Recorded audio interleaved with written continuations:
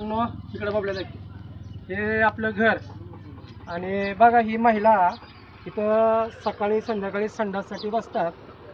जर आमच्या महिला त्यांच्या घरापाशी बसलं तर किती राग येईल. पहिला मुद्दा हा ते रोडचं काम चालू आहे की धुरळा येत होता, पण स्वतः एक टँकर पाणी आणून मी स्वतः हा रस्ता ओला केलेला आहे.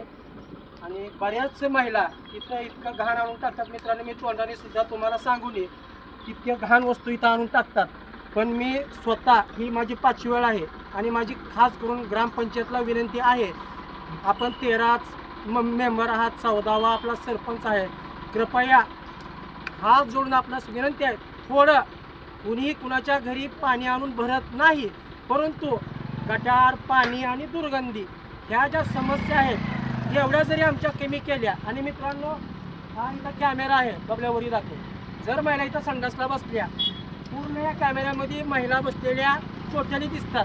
कृपया महिलांनाही विनंती आहे, कृपया आपण इथं बसायचं का नाही, हा कॅमेरा चालू आहे, आपण ठरवा. आणि बघा ही पूर्ण घाण आहे. आता ही माझी 5वी वेळ आहे, मी स्वतः ही साफ करत आहे सध्या. आणि परत एकदा माझी ग्रामपंचायतला अशी विनंती आहे, महिलांना सुद्धा विनंती आहे, नको त्या वस्तू इथं आणून टाकतात. आम्हाला बघताना सुद्धा लाज वाटते. ग्रामपंचायतला माझं एवढंच म्हणणं आहे, पक्ष गट तर बाजूला ठेवा आणि प्रत्येक गल्लीच्या कोपऱ्याला जी दुर्गंधी आहे, प्रत्येक गल्लीच्या म्हणतो, इथलीच नाही, तर कृपया आपण घरी कुणाच्या पाणी आणून भरत नाही, परंतु ह्या ज्या समस्या आहेत एवढ्या कृपया मिटवा. आणि माझ्यासारख्याच तरुणांनी पुढे येऊन ग्रामपंचायतला समज द्या, एवढंच विनंती. नमस्ते.